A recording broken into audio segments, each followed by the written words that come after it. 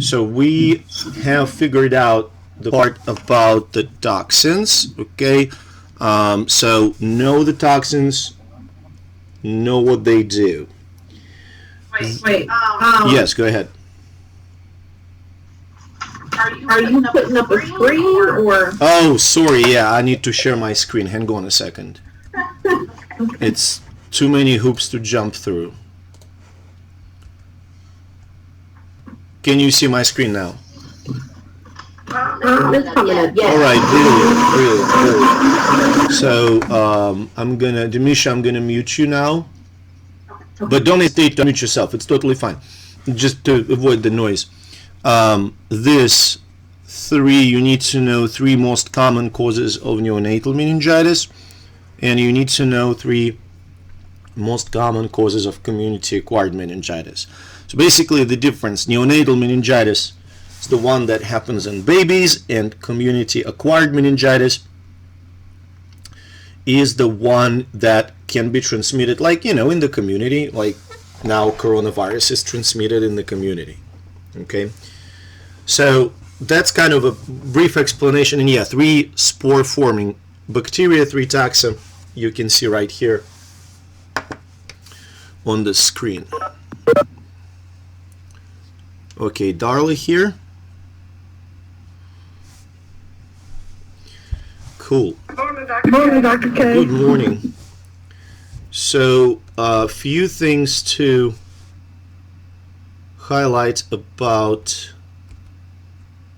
the upcoming exam. So you may have noticed that I constantly ask about gram staining.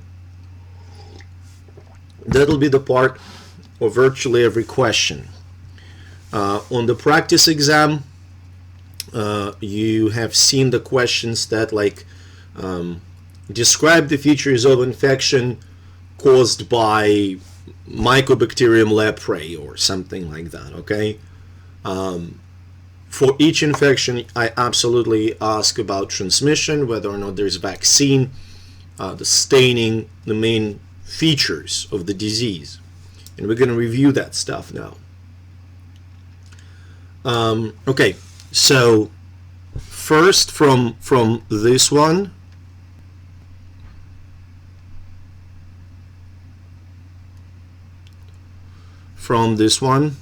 to right about here, that's going to be gram positives, 2.5 pages. So I'm not even going to mention, I grouped them gram positive, gram negative, okay? Now, let's talk about some features. So Listeria monocytogenes.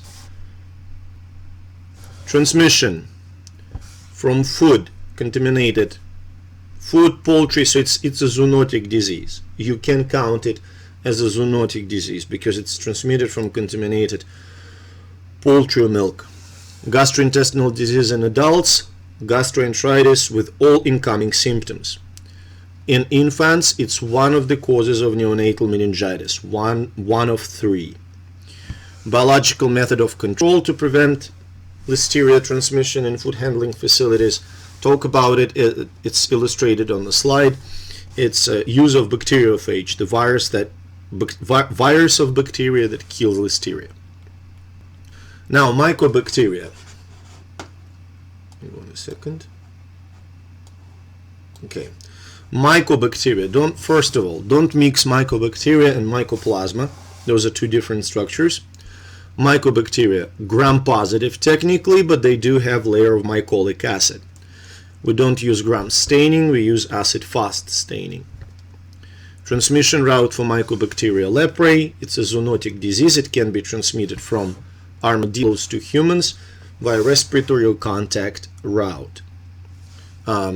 It predominantly infects macrophages, and then cytotoxic response from the host causes the most of the pathogenesis.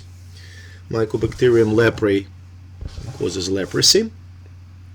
2 forms are lepromatous leprosy and granulomatous leprosy. Lepromatous is more severe because it is associated with the destruction of tissues. Can leprosy be treated? Yes. There's no vaccine though.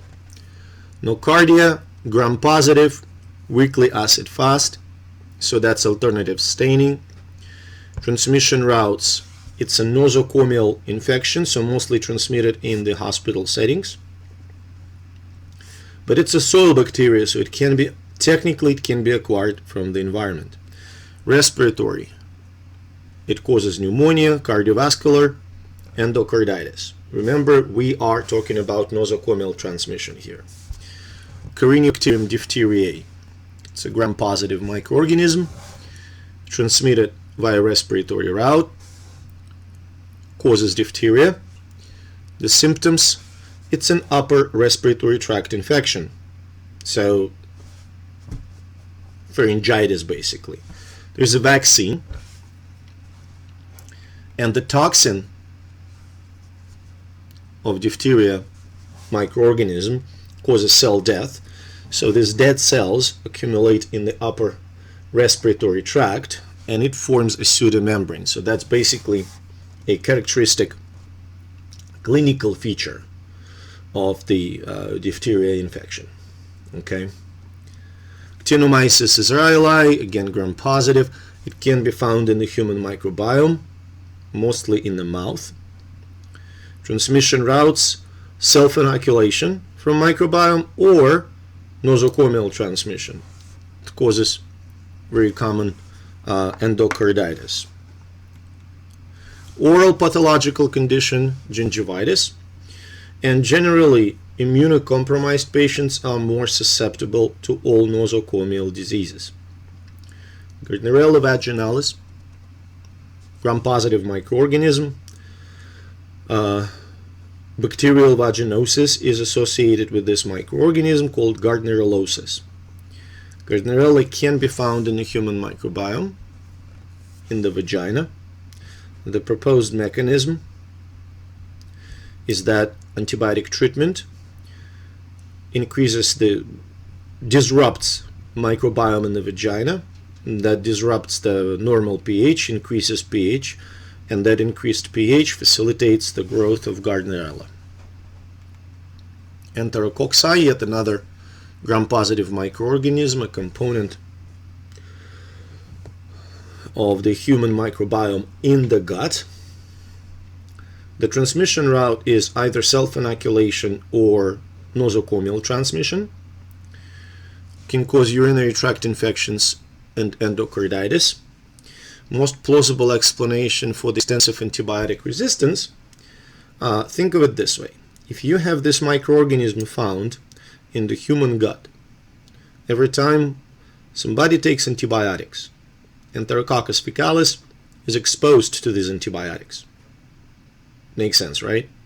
So in order to survive, basically we put a selective pressure on Enterococcus faecalis by applying antibiotics inadvertently to it.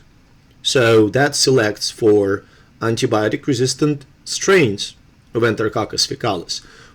While these strains are confined to the human gut, it's fine. But when they leave the gut, that's when the problem starts.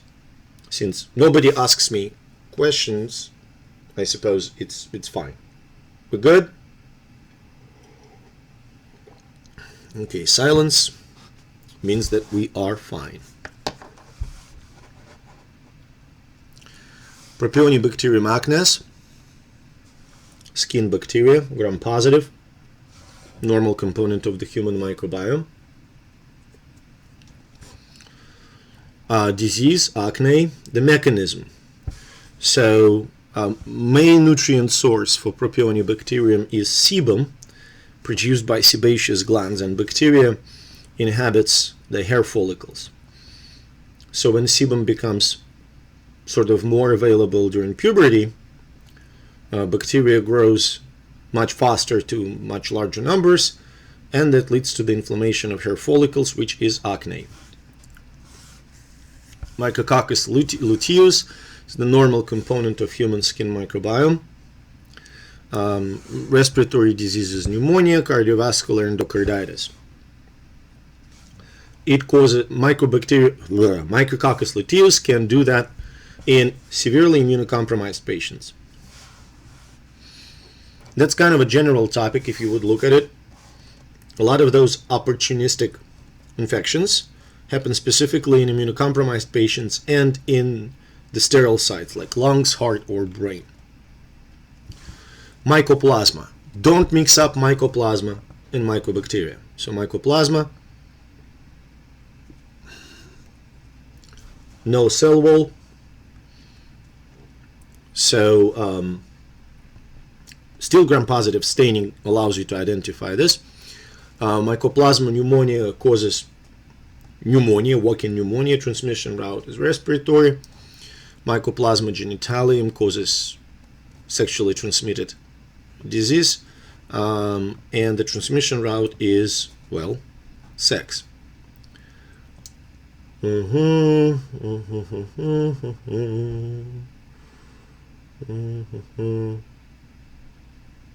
Okay.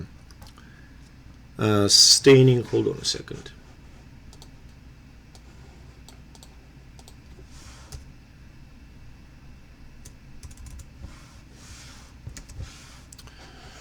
Bifidobacteria, lactobacilli, and leuconostoc are three probiotic microorganisms. Bifidobacteria can be found in the gut and in the vagina. You can acquire these bacteria from food, such as fermented foods, fermented dairy, or sauerkraut, stuff like that. Probiotic bacteria mean that they help to establish a stable, healthy microbiome in the gut. Autoimmune gastrointestinal disease that can be ameliorated by this bacteria is inflammatory bowel syndrome. Leuconostoc is another gram-positive probiotic, and you can acquire it from food. It can be pathogenic in extremely immunocompromised patients. Now, very specific questions. What type of metabolism? Bifidobacteria, lactobacilli, and leuconostoc use fermentation. They are specifically fermenting microorganisms. Now, let me kind of grouping, starting from here to about, to here. You can consider these ones non-hemorrhagic bacterial fevers. Because look at this. Bartonella henselae, cat scratch fever. Transmission route from animals like cats or dogs, or it can be contact, it even can be tick. There's no vaccine. Okay, there you go. Complications in immunocompromised patients, hepatitis. Staining for Bartonella quintana, same, it's gram-negative, so gram-negative. Transmission route from from lice, through lice. It causes trench fever. Okay, so lice bite people, transmit microorganisms. There's no vaccine. And Brucella abortus, transmission route from cattle. There's no vaccine. You can get it from milk, you can get it via direct contact with cattle. Disease causes brucellosis or undulant fever. Characteristic symptom of undulant fever, fever that fluctuates up and down, up and down. Reservoir is cattle. Now, why I say that they all are very similar? Because if you look at the symptoms of the diseases, it's fever, myalgias, arthralgias, headaches, general like malaise and stuff like that. Okay, yeah, there are some tiny little differences, but in general, all those diseases, for them, the characteristic presentation is fever. Does that make sense? I'm going to selectively unmute. We're good? We're good? Yeah, so, I mean, try to kind of group them together, because there's not a lot of variety that I'm going to ask. Look, we're not in the pathophysiology class in medical school, so I'm not asking about the detailed description of all possible presentations for the disease. You know, like that's good enough for me. I mean, if you can remember the characteristic symptom of Brucella abortus, great. If you can't, okay, it's not a huge deal. Okay. Now, that's important. Rickettsia, Coxiella, Ehrlichia, all are gram-negative. Dr. K? Yes. Are you recording this? Because my child is terrorizing me this morning. Yes, I am recording this right now. Okay, okay. Are you recording this? Because my But child is I terrorizing me understand. this I know morning. some people just can't be here, so it's all recorded. Okay, okay. I may have to Okay. leave, that's why. Thank you. So, Rickettsia, Coxiella, and Ehrlichia. Not just they gram-negative, they are intracellular. Okay? So, we're not going to go too deep, but for our intents and purposes, you can in fact consider all these three microorganisms obligate intracellular parasites. Does that make sense here? I hope it does. Why? Why did you say that? Say it again? You said they're all obligate? Obligate intracellular. So they must, Why they did you say that? replicate only inside the cell. You said they're all obligate? Does that make sense? Yes. So they cannot divide outside of the host cell. Okay. Okay? Yes. Now, Rickettsia, causative agent of Rocky Mountain spotted fever. Transmission route, ticks. Rickettsia provazieki, rickettsial pox. Presentation for Rocky Mountain spotted fever. Again, these diseases present themselves as really, really bad fever, with or without rash, but really bad fever. Coxiella burnetii, causative agent of Q fever.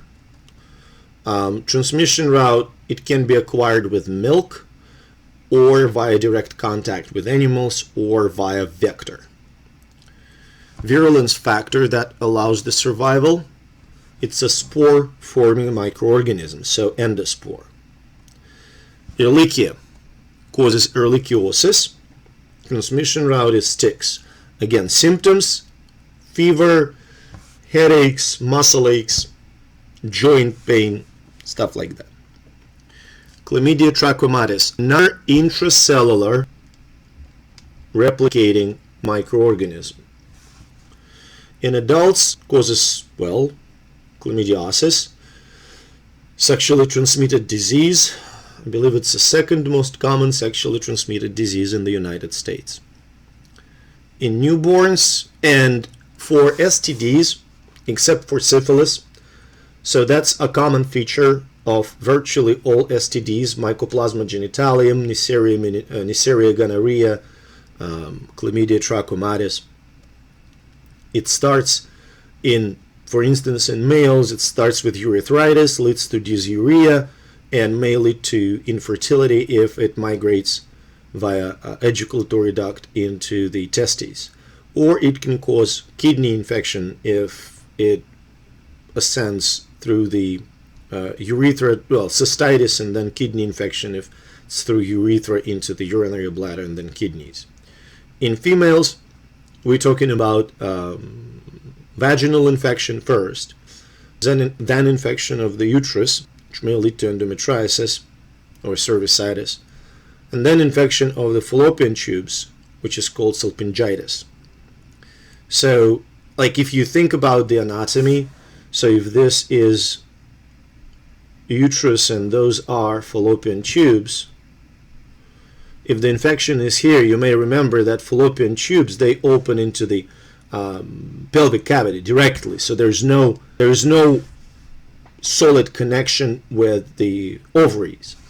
So the infection may actually spill over into the pelvic cavity, and that is called pelvic inflammatory disease, and that's a really, really severe presentation. So in newborns, Chlamydia trachomatis causes trachoma, which is bacterial conjunctivitis, infection of conjunctiva. Transmission route is congenital from infected mother. Bordetella pertussis, causative agent of pertussis or whooping cough. Mechanism, pneumolysin, the exotoxin produced by Bordetella pertussis, destroys the cilia in the respiratory tract, and that leads to the accumulation of mucus and that whooping cough. So there are 3 stages of that disease: the catarrhal stage, the paroxysmal stage, and convalescent stage. During the catarrhal stage, patient is presented with symptoms of general cold, and then when paroxysmal stage starts, patient has whooping cough. At this point, bacteria is practically gone, so that's why antibiotics have very limited efficacy against the whooping cough. We do have a vaccine. It's a part of DTaP, and transmission route is respiratory. Okay, I think we covered Bordetella pretty well. Dr. K? Yes. With pertussis catarrhal, is it ever asymptomatic? You just have runny nose Dr. and K? mild cough. It's like a cold. With Okay. pertussis, It's catarrhal, not really asymptomatic, but is it ever people may disregard it asymptomatic? because it can be very, very mild. Okay. The main problem Okay. is you can't possibly miss paroxysmal stage. But at this point, Okay, thank you. you try to give macrolides, what would be like azithromycin or erythromycin.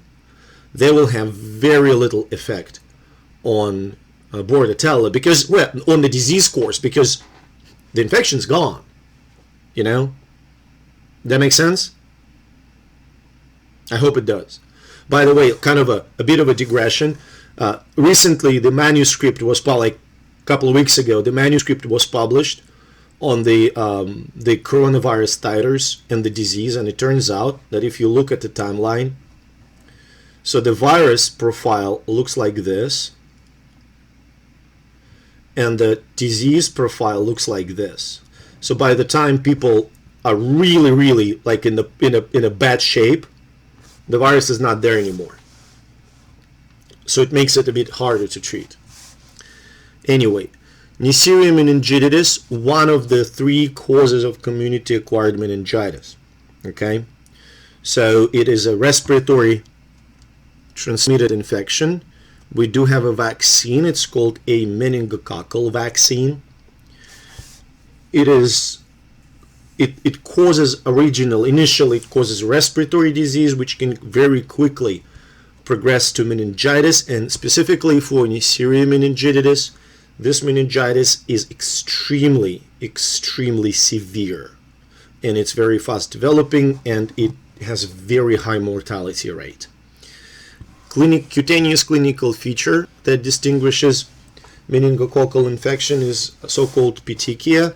When infection becomes systemic, it depletes platelets, and thrombocytopenia leads to these little hemorrhages in the blood. I think I have an illustration of petechia in the lectures.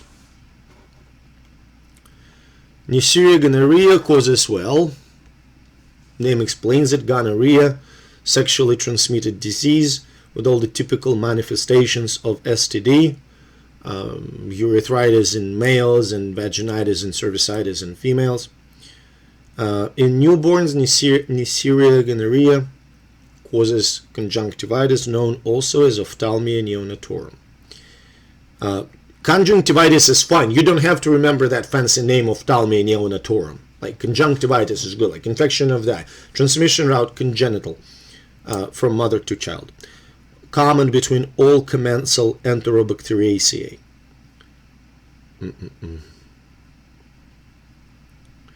So there were 4: Enterobacter aerogenes, Proteus mirabilis, Serratia marcescens, and Klebsiella pneumonia. All of them can be present in microbiome, not necessarily present, but can be. In transmission, they are they are transmitted in the nosocomial settings first and foremost. Okay, since they're part of the microbiome, they may not be that bad if you like. Okay. So Enterobacter aerogenes, pneumonia, Klebsiella, pneumonia, wound infections, UTI.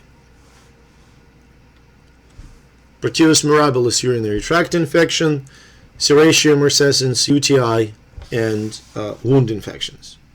So if you look at these really fine examples here, look what these microorganisms infect. They infect sterile sites, lungs, urinary system, tissue, connective tissue that is sterile.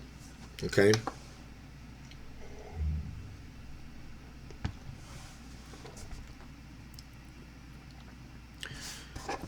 Sorry, E. coli. So, UTI and diarrheal diseases, those are common for all E. colis. The severity may differ, but that's a common thing for all of them. Okay? Transmission route, if we're talking about diarrhea, it's oral, usually with the food. If we're talking about UTI, it's a nosocomial infection. EHEC, enterohemorrhagic E. coli, and severe systemic disease is hemolytic uremic syndrome. So most common source for the EHEC is food. It's a foodborne disease first and foremost. Virulence factors, and that's on the list of the virulence factors that I showed you before. Goodness gracious, I don't know if I can erase this. Oh yeah, I can. Awesome.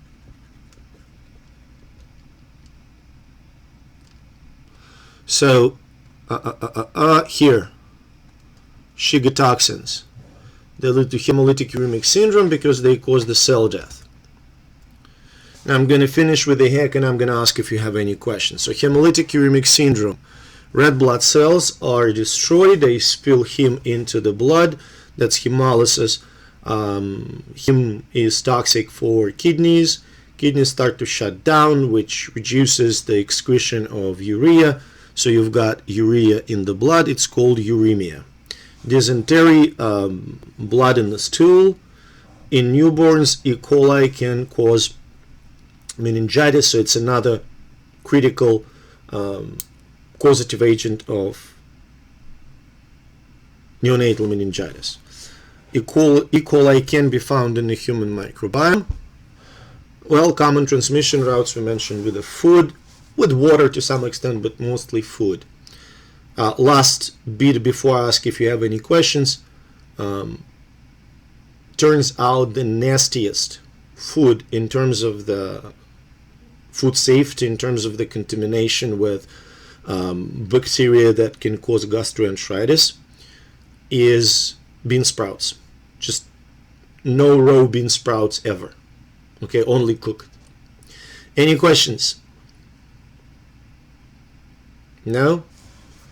Can you go back over the information when you said red blood cells? Yes, yes. Hemolytic uremic syndrome, you're saying, right? Yeah, yeah. Okay. Can you go back over the information? I'm trying. Okay.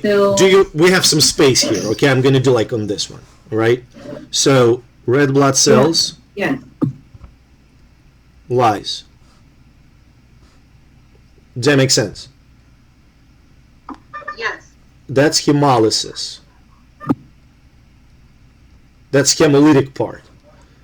So heme Yes. basically shuts down kidneys. We good so far? Yes. When kidneys don't work, then urea in the blood Yes. goes up, and that is uremia. So hemolytic uremic syndrome. Demisha, did I answer your question? Yeah. Awesome. Anybody else has questions? No, we're good. Yes. Okay. Yeah. Shigella causative agent of shigellosis, very similar to EHEC. Shiga toxins kill epithelial cells in the gastrointestinal tract, causing dysentery. Transmission routes, foodborne disease, salmonella, salmonellosis, 2 forms, enteritis, and typhoid fever being more severe condition.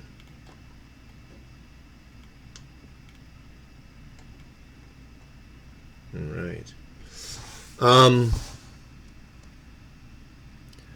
Most common sources for salmonella infection are poultry, eggs, milk. Salmonella very rarely is transmitted from human to human, but it can be carried asymptomatically, as I discuss it in a lecture with a case of typhoid Mary. Okay. Now, disease-wise, enteritis is diarrhea and vomiting, and typhoid fever is systemic disease with a bacteremia, infection of multiple organs. It's a life-threatening condition. Vibrio genus. All members of the genus. I had one question. Go ahead. So is typhoid and paratyphoid, like, is that both just systemic infection? That's Yeah. all you know? They differentiate a little bit in the severity, I had but one question. I do not require you to know the exact differences between those. Says typhoid So and paratyphoid, either one, if you is mention, that like both if I just ask you systemic about this, infection? That's all and you need to know. mention either one of those, I'm fine. I'm totally fine, okay? Like if I ask you, what are 2 conditions that salmonella can cause? And you mention enteritis and typhoid fever, or typhoid and paratyphoid. Either way, either combination is all right. We good? Did I answer your question, Rosalba? Yeah, and they're both just types of fevers. So, well, Paratyphoid. enteritis, as a person who had mild salmonellosis when I was a child, Yeah, and they're it both was just awful. types of It was fevers, just enteritis. typhoid and paratyphoid. So you're running 102, 103 fever, vomiting, and diarrhea. Okay? Typhoid fever is the systemic infection. It can be organ failure, it can be shock, super high fever. So yeah, it can happen. So it's much worse. Systemic infection. Does that make sense? Yes. Okay, I answered your question. Good. So Vibrio. All Vibrio microorganisms, first of all, they can replicate outside of the host, and they Yes. prevent kind of salty-ish, brackish water. So at the intersection between, like, where rivers, they get into the ocean, they merge into the ocean. So brackish water, a little bit of basic environment, so pH 7, pH 8. That's what they're like, and they can easily replicate outside of the host. Connective tissue disease by Vibrio vulnificus. It's basically wound infection, just degrades the tissue. The transmission route is through the wound into the tissue. It's like fasciitis. For the love of God. The transmission route is when wound gets exposed to that water. Okay. Vibrio cholerae causes cholera, which is profuse diarrhea. That's the symptom. Really massive amounts of diarrhea. Geographical distribution, it's mostly equatorial disease, so India, Africa, South, not so much Southeast Asia, but Indian region. And mechanism of action for cholera toxin, it stimulates production of cyclic AMP, which increases epithelial secretion, which basically makes you losing water with the diarrhea. Okay? And the most important contributor to the transmission is the lack of proper water treatment. So when human feces get into the soil and they get into the water supply, and then people take water and they don't boil it or clean it, there you go, you have you know, a circle.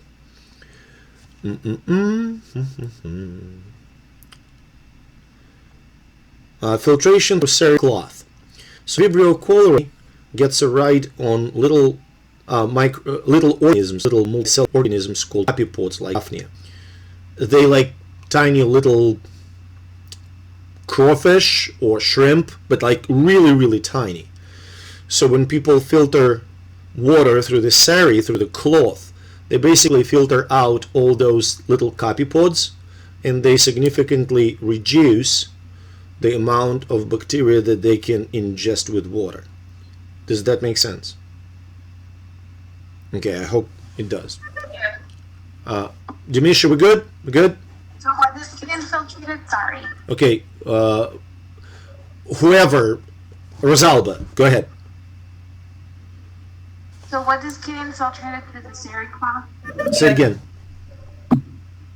How does it help? So what is skin infiltrated? Sorry. Okay, look at this. Imagine that those little ovals are So what is skin infiltrated through the sari cloth? kind of bugs, little bugs. Okay, does that make sense? So what's getting Remember we were infiltrated through doing the sari cloth? when, like 2 centuries ago, when world was fine and we were in the classroom, we were doing microscopy, and you have seen little tiny organisms swimming around the algae. Remember that, Rosalba?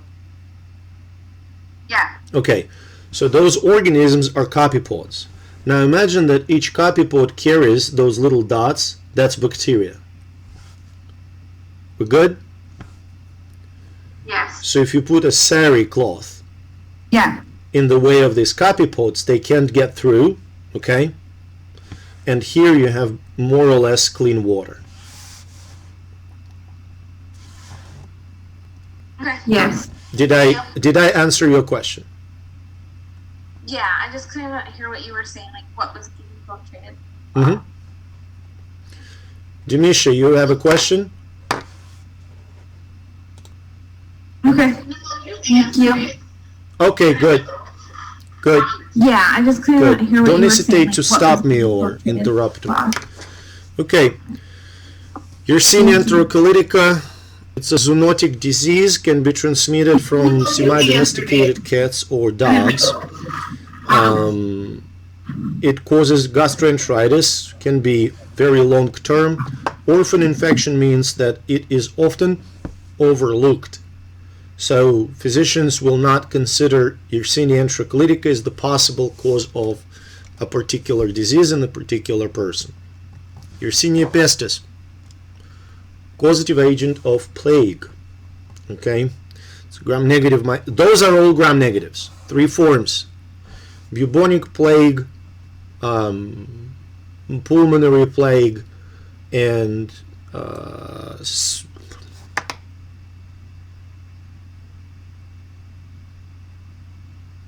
septicemic. I'm sorry.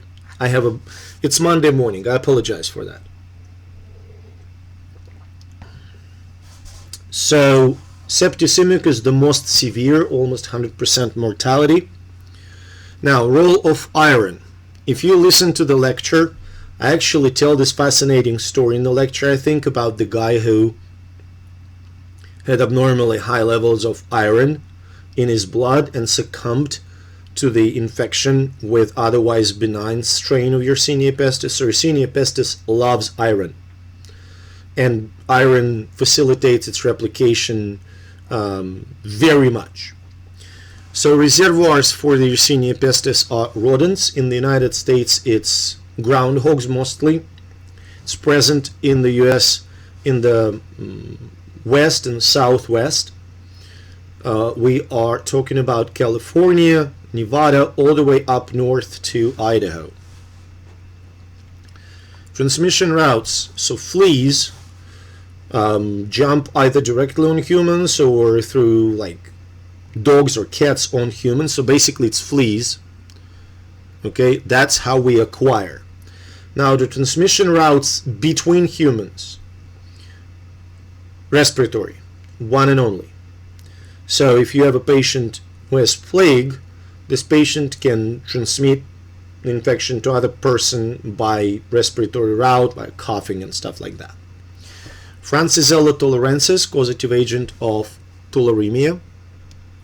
Two main transmission routes: respiratory and contact via skin, usually damaged skin. Two forms: cutaneous tularemia and pulmonary tularemia. Pulmonary is more severe. Rabies are the common reservoir for the infection, and it manifests as a really severe fever. Pseudomonas aeruginosa. I mean, those are fascinating names like green nail syndrome or hot tub rash. But if you can tell me that Pseudomonas can cause the infection of the skin, it can cause pneumonia, endocarditis, and UTI, that would be fine. It's notoriously antibiotic resistant, absolutely notoriously. Transmission routes: it is transmitted mostly in the nosocomial settings. Pseudomonas is just a soil bacteria.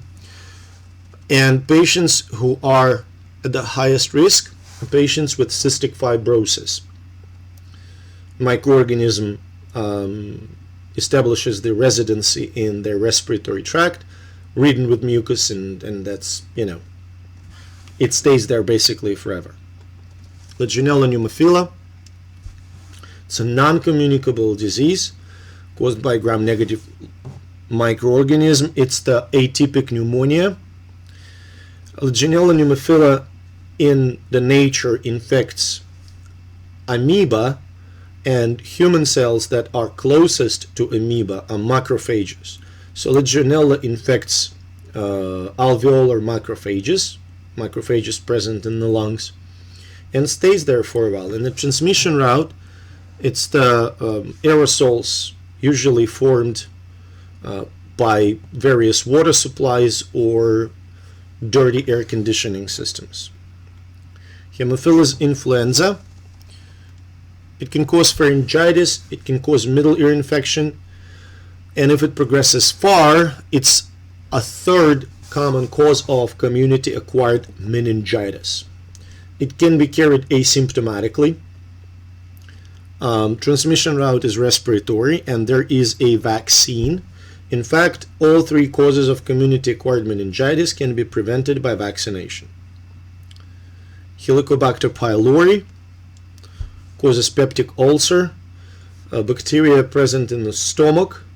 It dissolves mucus, neutralizes acid, and infects epithelium. Infection of epithelium leads to inflammation, and that inflammation manifests as an ulcer. So what proved that gastric ulcer is infectious disease? Well, first of all, it was found in the bacteria were found in virtually every patient with peptic ulcer, and also the treatment now includes antibiotics, and antibiotics improve the outcome, which means by destroying the bacteria we improve the outcome of the treatment. We actually cure the disease. Treponema pallidum, causative agent of syphilis. 3 stages are primary. I have a question about the treatment. Sorry, this is Rosalba. Treatment of gastric ulcer. Go ahead. Yeah. So is this something new then, that they started prescribing the pump inhibitors along with antibiotics? So, can you speak slower because you're breaking up? About the treatment. Sorry, this is Rosalba. Is this treatment something new where they just started? Yeah. So is this something new then, that they started prescribing the pump inhibitors along with So antibiotics? proton pump inhibitors simply reduce the acidity. So acid does not affect the is damage. this treatment something new where they started treating people with But before we knew that it was an infectious disease, nobody would prescribe antibiotic. And therefore, we would be treating symptoms rather than a cause of the disease. Does that make sense? Yes. So before, it's a new treatment. well, it's not new, but like peptic ulcer was something that doctors knew about for many years, and until the work of Marshall and Warren, who demonstrated that it is in fact an infectious disease and antibiotics are helpful, doctors would treat it with acid relievers, basically acid reducing drugs. Does that make sense? So basically you would live with the peptic ulcer, and you would treat, doctors would give you drugs to reduce the symptoms, but that would not address the underlying cause. Yes. Does that make sense? Yes. Good. Thank you. Sure. So syphilis, 3 stages: primary, secondary, tertiary. Only primary and secondary are infectious. It's a sexually transmitted disease. Symptoms: primary syphilis. It's a chancre, it's a lesion on the mucosa of penis or vagina. Secondary syphilis. Now, I talk about it in the lecture. I'm not going to do it now, but if you have some spare time, go and Google secondary syphilis symptoms. When I say it's a mucocutaneous rash and fever, it's like a common thing. But symptoms, they vary enormously, and they are not pleasant to see. Same goes for tertiary syphilis. It is very much disfiguring disease, terrible disease. So in tertiary syphilis, people can have the connective tissue affected, bones affected, heart, that's aortic aneurysm, spinal cord, that's neurosyphilis. It's hard to see this microbe with a regular light microscopy because it is very, very thin. It's long but thin. Borrelia burgdorferi, causative agent of Lyme disease. The first sign of disease is bullseye rash or erythema migrans. The transmission route is via ticks. It's hard to treat the disease when it's progressed because if you think about the locations, it can infect heart and joints, and it's kind of hard to supply enough antibiotic in the joints to destroy the microorganism. Leptospira interrogans, leptospirosis. Wells syndrome is liver failure, kidney failure, vasculitis. It's like a systemic infection. Transmission route, it's a zoonotic disease transmitted from cats and dogs and other domestic animals via urine and feces. Reservoirs are various animals. Before we move on to fungi, any questions? Okay. 3 major types of fungi based on their growth modes: yeasts, molds, and dimorphic fungi. So molds are multicellular fungi. They form a mycelium which consists of multiple threads that we call hyphae. So when you look at the mold that grows on your bread or something and you see that fuzzy appearance, all those tiny little hairs are hyphae. Hyphae can be vegetative, for food collection, and reproductive, for, well, essentially generation of spores.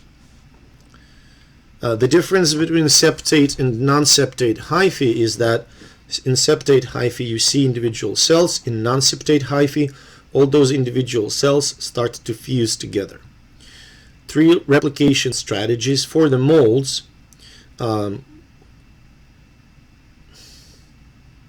Like pinching off the hyphae. I don't remember what the term I used, but that's fine. And 2 types of spores: sexual spores and asexual spores. And we're going to get back to sexual versus asexual spores later. So yeasts are single-celled fungi. They usually reproduce by budding, when one cell divides into 2 and daughter cells split. If they don't split, they form a pseudohypha. So it's a chain of individual yeast cells. That each cell is individual organism, but they are still connected to each other. Replication strategies for yeasts are budding, sexual, and asexual spores. Dimorphic fungi are the ones that grow in the environment in the form of a mold, and in the human body in the form of a yeast. Most likely trigger for that switch from mold growth to yeast growth is the temperature. The environmental temperature is usually lower than the temperature inside of the human body. So we used this example, Histoplasma capsulatum, before. Histoplasma capsulatum grows as the mold in the environment, but when it gets into the human lungs, it starts to grow as a yeast. And two major types of spores. Okay, first of all, sexual versus asexual. Sexual spores. Well, they are haploid, so you have kind of male and female spores, and when they fuse, they increase genetic diversity. Sexual spores are formed under the harsh environmental conditions. Asexual spores are formed normally. It's a common way of fungal reproduction. Basically, when asexual spore starts a new fungus, a new mycelium, this new mycelium will not be genetically different from the parental one. Now, two major types of fungal asexual spores are conidiospores and sporangiospores. So conidiospores, they basically form when the end of a reproductive hypha is being pinched off, and sporangiospores are formed inside of the sac that is called a sporangium, like a bag. Okay, and there are spores inside of that quote-unquote bag. When this bag ruptures, sporangiospores are released into the environment. Before we move any further, any questions?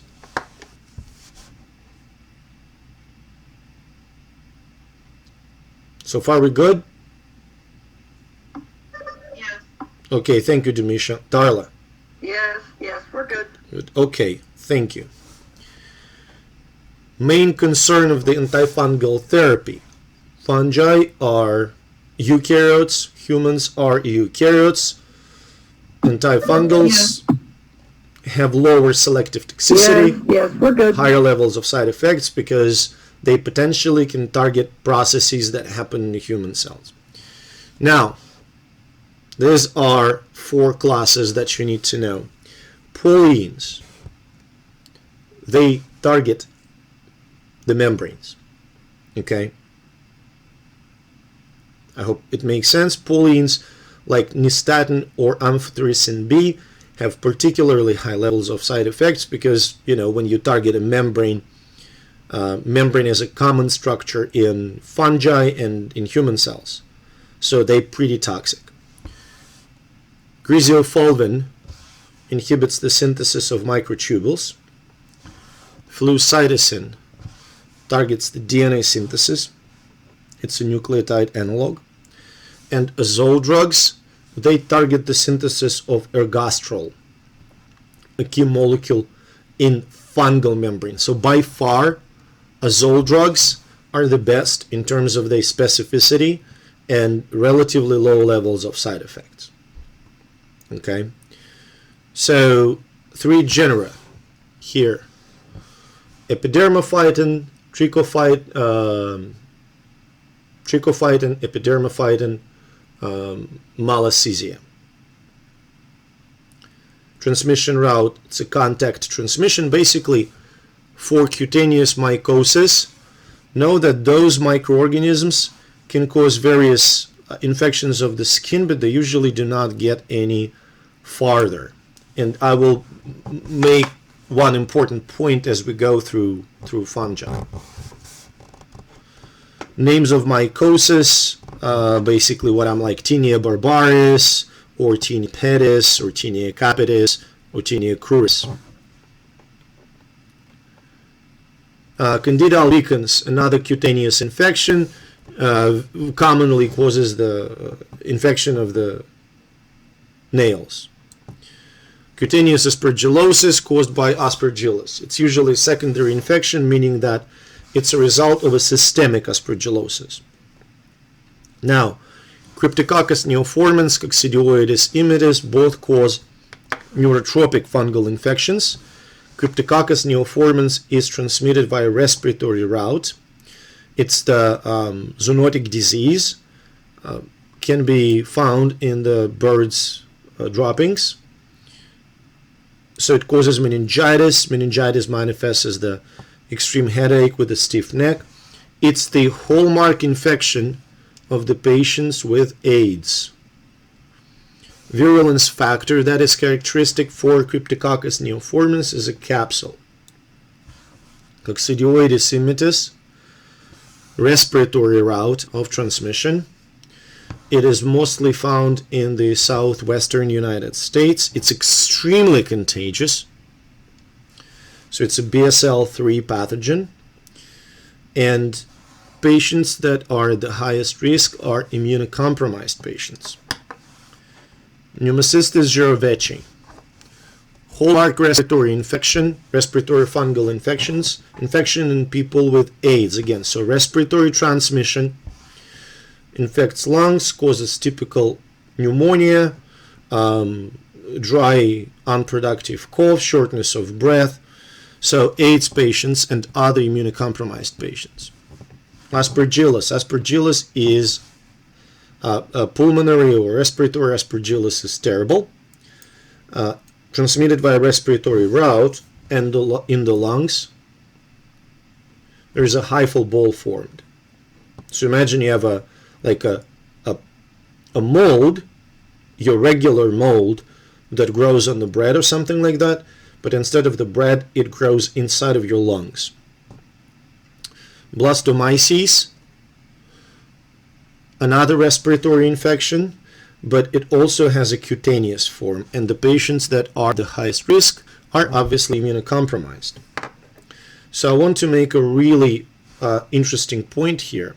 So if you would look at the fungal infections in this list, you know, like cutaneous mycosis, so athlete's foot, some of you may have had it. Ringworm, that's basically Tinea corporis. Pretty common if you have kids, you know what that is. Maybe you had it yourself, okay? Now, these diseases, this cutaneous mycosis, can affect regular folks without any immunocompromising confounding factors. Now, if you look at the infections that actually get inside of the human body, like Cryptococcus or Pneumocystis, we are talking about immunocompromised patients. So fungal infections, systemic fungal infections, occur mostly in immunocompromised people. What's fascinating about it? One of the possible reasons for it is that fungi do not like to grow at 37 degrees Celsius. So if you're healthy and fungus gets into your lungs, your immune system plus the warmth shuts it down. They shut it down pretty quickly. But if you are immunocompromised, you can basically take the immune system out of equation. And the only one uncomfortable thing for fungus is warmth.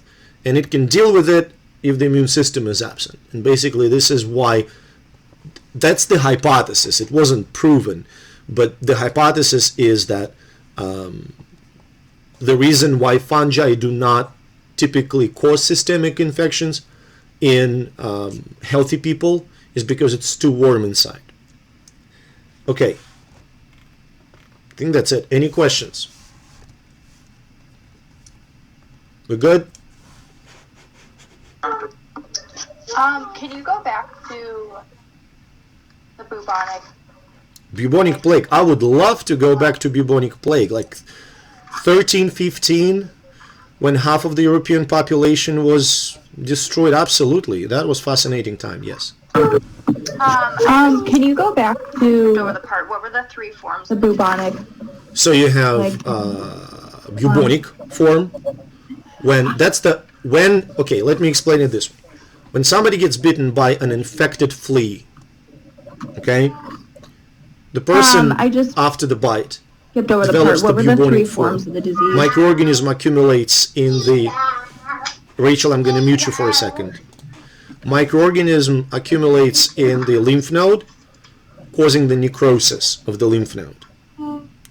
Then, this infection can develop into the septicemic plague if things really go south. Or it can reach the lungs and cause the pulmonary form of the disease. And the pulmonary form is highly transmissible and very lethal. So that's the third. So we have pulmonary plague, we have septicemic plague, and we have bubonic plague.